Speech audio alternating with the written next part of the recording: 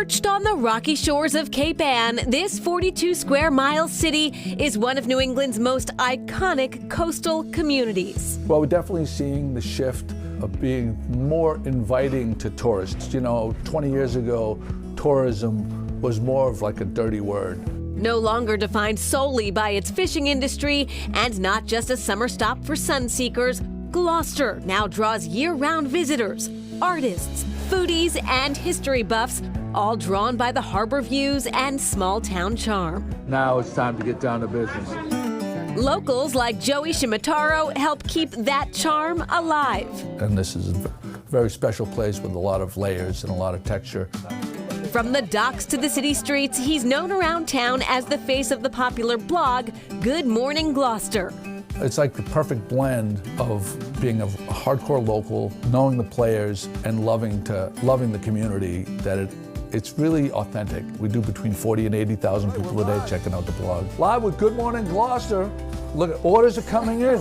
Documenting the daily heartbeat of the community and shining a light on small local businesses. Downtowns and cafes and restaurants are where communities are made.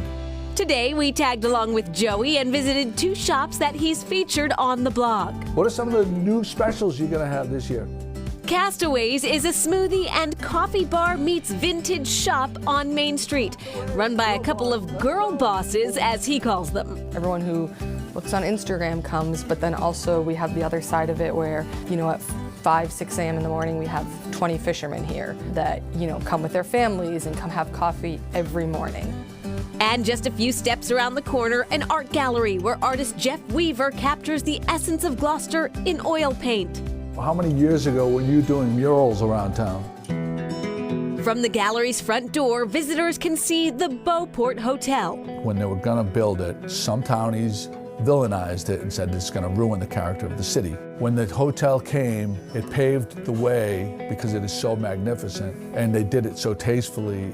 It really legitimized the town as a destination. With sweeping oceanfront views and a seafood-inspired restaurant. It's really great to be able to use such fresh local product, getting it right from the sea that day. The Beauport is a nod to Gloucester's past and present. It's very important that I take care of the community first, as well as the people coming in during the summer, the tourists. Community is a point of pride in this city and a word we heard over and over during our visit. Our community garden spaces are really incredible for people to connect over. That extends to caring for the land. Backyard Growers is a nonprofit that's turning patches of land into sources of nourishment and pride. You know, it's really important to us that we are making sure that the knowledge around how to grow food exists in our community. From school gardens to community plots and workshops, they help people at every age learn how to grow their own food. So we are at every public school in Gloucester, 2 preschools, 4 elementary schools, the middle school, and our high school. Can everyone do monster claws? We'll use our monster claws to rake. It's springtime and the Gloucester Preschool is planting lettuce and spinach. We want growing food to be kind of the water that kids swim in, just something that they grow up knowing and understanding so that they have a sense of where their food comes from, and also because it makes them more likely to eat fresh fruits and vegetables. Do you eat spinach? Yeah. You do? That's so good! I may be a bit taller than the average preschooler, but I learned a thing or two today, too. So what are we going to have to do to take care of the spinach? What did Miss Meg say? We have to water it. Make sure it gets water. And what else does it need? Sun. Nice sunshine today.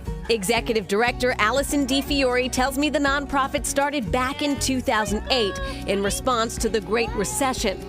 Now, Backyard Growers is managing 6 community gardens around Gloucester, their biggest in Burnham's Field. When I moved here, I didn't know anybody, so I just tried to get involved in a lot of different areas in the community, and this was a huge part of how I met others in my direct community. And as you can see from some of these images, once the lettuce and spinach are finished growing, the children involved in the program will do a taste test day, making the lettuce into salads and putting the spinach into smoothies.